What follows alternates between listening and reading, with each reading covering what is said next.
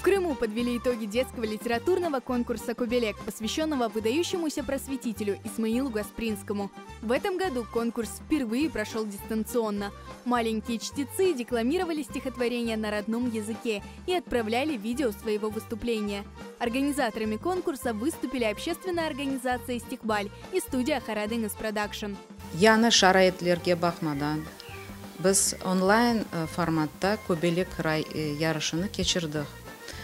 70-ке қадар анкеталар келді балалардан.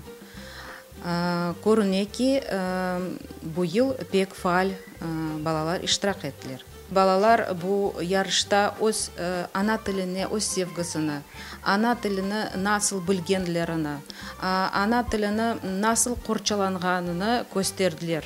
Перед жюри стояла непростая задача – из 70 конкурсных работ выбрать лучшие. Детей оценивали в 3 возрастных категориях. Мүмкін олған қадар ана тілінде шиірлер ezberlеп, бежеріп олған қадар айттылар, anlattылар. Çok sevindim, kıvandım, beğendim. Ve ayrıca ana babalarını kimler Kobelek, Kırım Tatar şiirlerini ezberlegen yarışlıkka dikkatsiz kalmagan.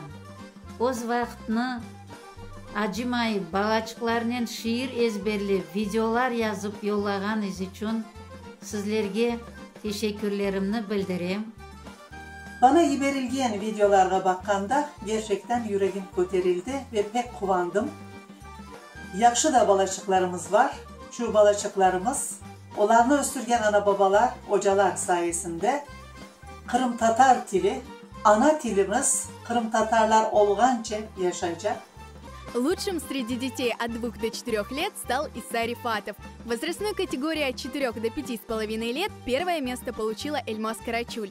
Лучшим среди чтецов от 6 до 7 лет стал Усейн Усейнов. Ben 4 yaşındayım. Ben bu kalbe kazanım, birinci yerim. Ben şiirlen bir tane ve anamdan öğrendim. Ben 4 yaşındayım. Ben ıstıvak ettim. Biz anamdan öğrendik. Kazan için söylüyoruz benim ya. Bana benziyor. Selam алейкум, мен Усейн Усейнов. Мен Крымда Сак районунун Червона койунда ясайм. Мен бул ярыска селям санаанаватын öğrendim. Selam sana vatan, seni candan sevemiz, toprağında güzel vatan. Serbest, coşkun kezemiz. Ben bu yarışa sütüme emin, ezberledim. Бушинын она отгетым. Несмотря на то, что «Кобелек» в этом году проходил онлайн, родители участников отмечают важность проведения таких конкурсов для детей. Балалар өзінің тілдерін білмек кереклер. Ана тілін hepsi балалар ана тілін білмек кереклер. Ана тілін біз sevemiz, sevделов етеміз, ана тілінде вестейміз, балачықлар да hepsi тырышсынлар, бізе бақып көрсінлер, не қадар мерақлы бұл yarışlar.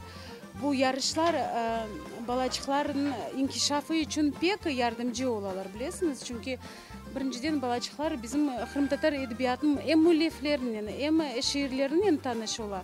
Ve bizim Kırım Tatar edebiyatında pek çok güzel ve kolay ezberlenen pek çok ana tilinde şiirlerimiz var. Ben isteyim ki bizim halkımız bilsin, korsun. Это был уже 7-й сезон детского конкурса «Кобелек».